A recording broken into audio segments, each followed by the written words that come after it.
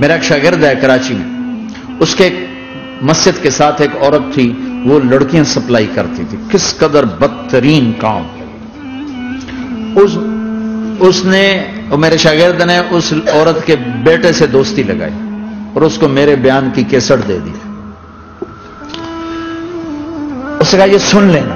اس نے گھر میں جا کے لگا لی، اس کی ماں کام کرتے ہوئے چلتے پھرتے سن رہی، کانوں میں آواز پڑ رہی۔ تھوڑی دیر کے بعد وہ آ گئی، کہنے لگی مجھے بھی سنا، تو اس نے سنی، پھر کہنے لگی دوبارہ سنا، پھر دوبارہ سنی، پھر کہنے لگی ایک دفعہ اور سنا، پھر ایک دفعہ اور سنی۔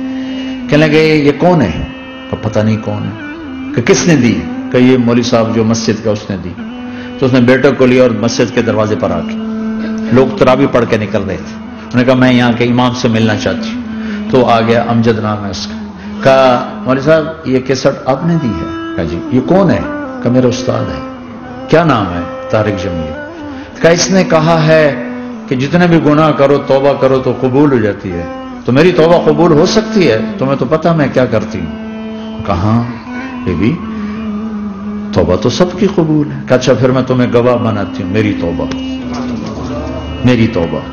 اور اگلے دن مسجد میں آنا شروع کر دی تراویح میں، اور دعا کرے یا اللہ اگر میری توبہ قبول ہے تو مجھے اٹھا لے، اگر میری توبہ قبول ہے تو مجھے اٹھا لے، اگر میری توبہ قبول ہے تو زور زور سے دعا کرتی عورتوں کے اس میں، جدھر عورتیں نماز پڑھتی تھی۔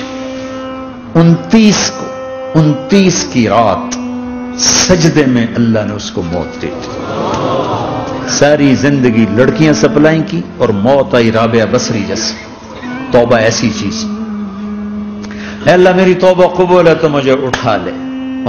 29 کی رات سجدے میں اللہ نے اس کی روح کو قبض کیا۔ تو میرے بھائیوں بہنوں، جتنا مجمع آپ موجود ہو، جتنا اس کے ذریعے سے سن رہا ہے، آج توبہ کر لو۔ پتہ نہیں نہ جانے بلا لے پیا کس گھڑی، پتہ نہیں رب کا بلاوا کب آ جائے، تو ہم توبہ کر اور اپنے مالک کو راضی کر۔ تو نیت کرتے ہو میرے ساتھ؟ سارے کرتے ہو نا؟ تو کہو یا اللہ میری توبہ، پھر کہو یا اللہ میری توبہ، پھر کہو یا اللہ میری توبہ۔ اللہ کی قسم اگر دل سے کہا ہے سب معاف۔